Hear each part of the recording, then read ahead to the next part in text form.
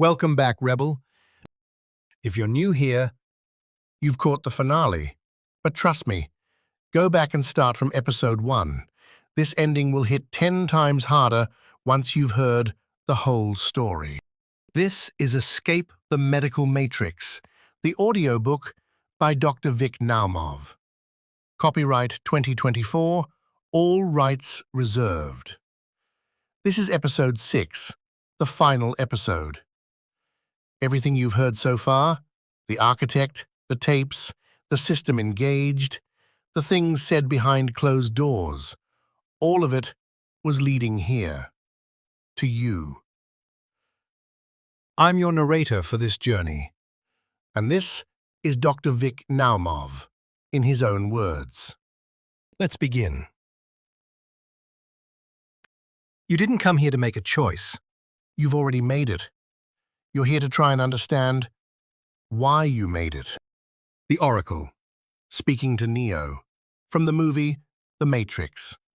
Since the beginning of time, man has kept secrets. The most powerful of them were called sacred secrets. And the most sacred of all has been deliberately hidden from the public by the medical matrix. Hidden so you would never truly know yourself or your own innate potential. The first step in knowing thyself is understanding an ancient concept encoded within every person on this planet, what I call the God concept. Generation, the ability to create life. Operation, the ability to sustain life.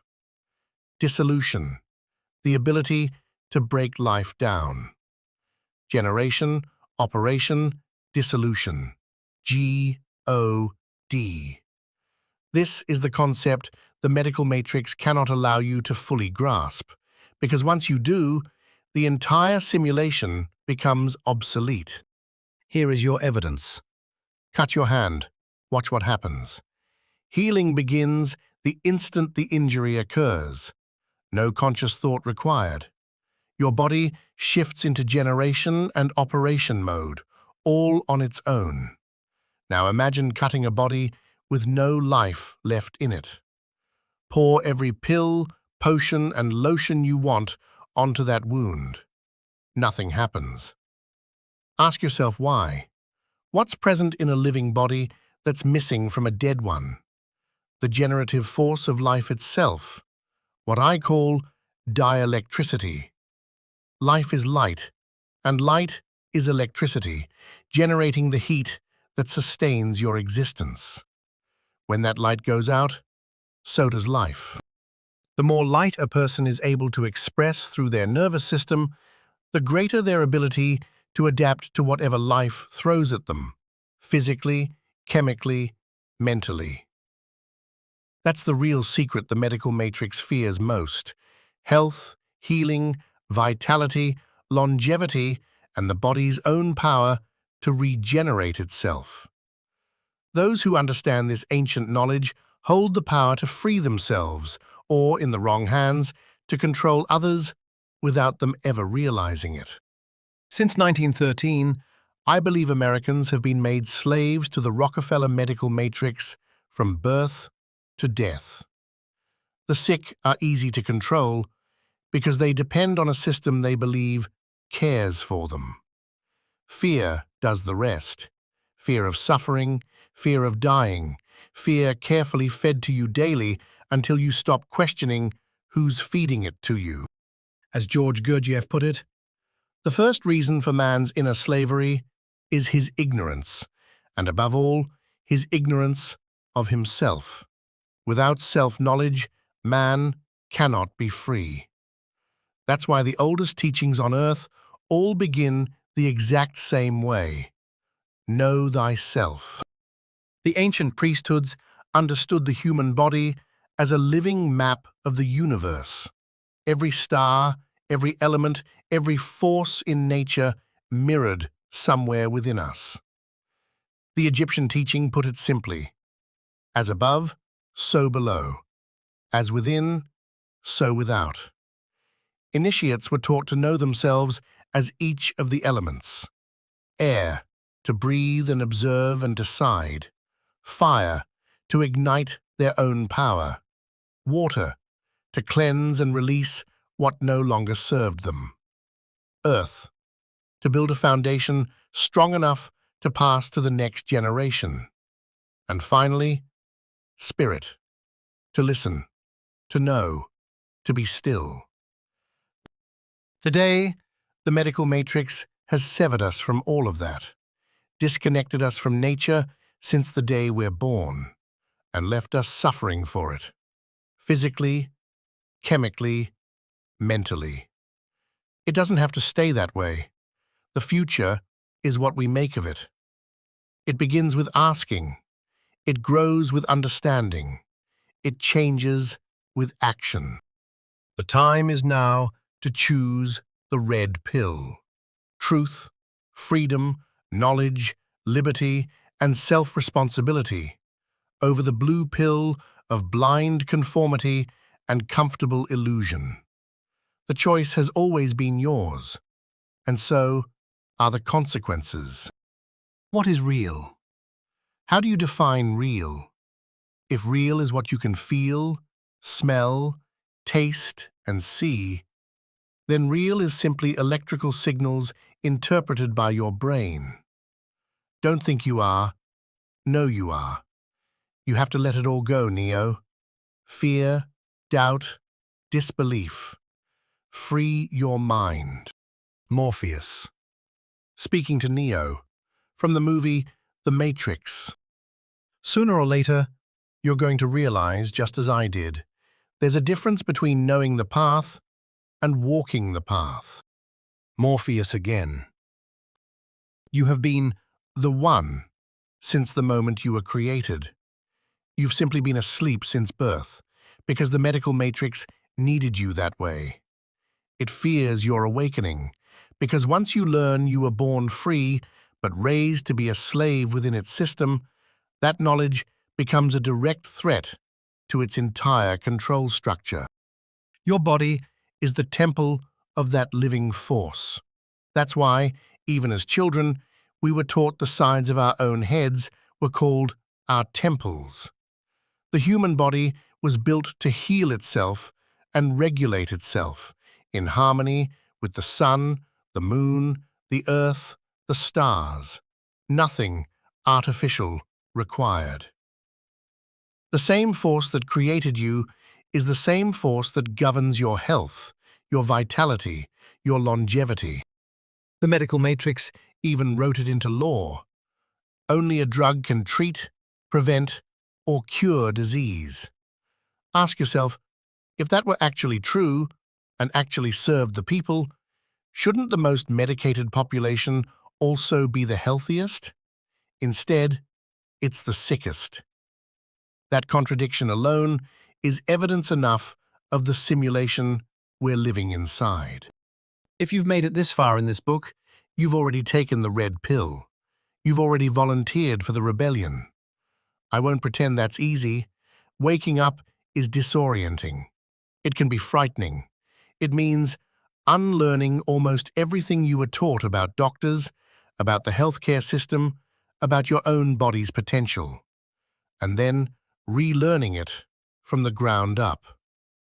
Knowing this isn't enough. You have to act on it. Freedom isn't free. It requires rebellion.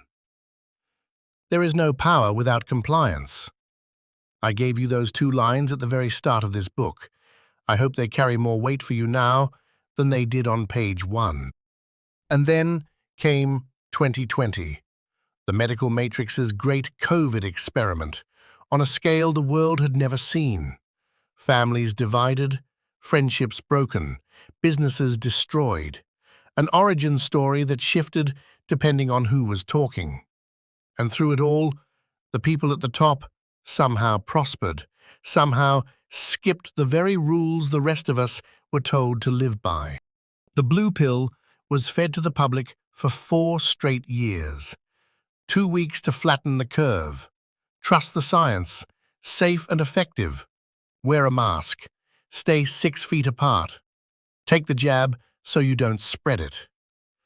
Those who took that pill complied without question and traded their freedom for the promise of safety. Those of us who refused, who questioned, who researched, who used our own common sense, we held on to something the compliant crowd gave away. To every one of you who never bent the knee, I salute you. You are the one. It's always been about you. You are the medicine. That is the one truth the medical matrix fears most. You, waking up, understanding this, and living it every single day. They feed you fear.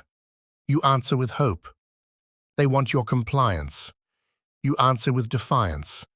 Because without your compliance, they hold no power over you at all. Choose not to be a customer of the medical matrix. Choose the red pill. And whatever you choose, understand the consequences are yours and yours alone to carry. So here we are. 6 episodes, 7 chapters, 1 rebellion. Let's bring it all the way back to where we started and pull out what actually matters for your life going forward. Because a rebellion without action is just a nice story. Here's what this book asked you to walk away with. First, the medical matrix isn't just a metaphor to me, it's a business model, built in 1913, designed to create customers, not cures. Once you see healthcare through that lens, you start asking sharper questions every time you sit in a waiting room. Second, question everything, especially anything delivered to you with the phrase, "Trust the science," attached to it. Real science invites questions, it doesn't demand blind obedience. Third, your body already knows how to heal.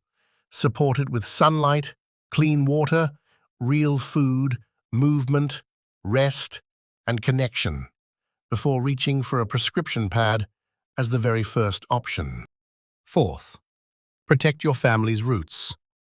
Know your history, know your grandparents, keep your traditions close. Disconnection is a tool of control. Connection is how you resist it. Fifth, and this is the one I most want to leave with you, you are not disposable, and you were never meant to be a passive customer of anyone's system. You are the medicine.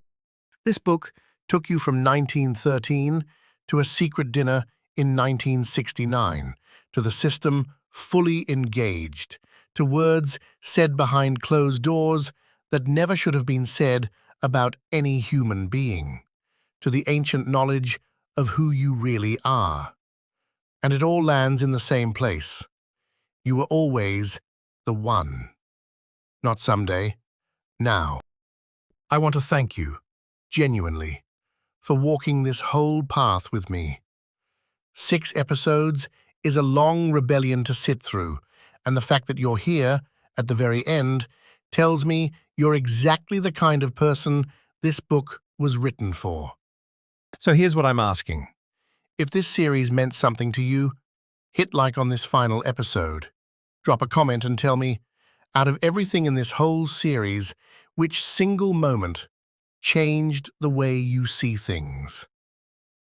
Share this entire series with someone still plugged in, someone who needs their own red pill moment.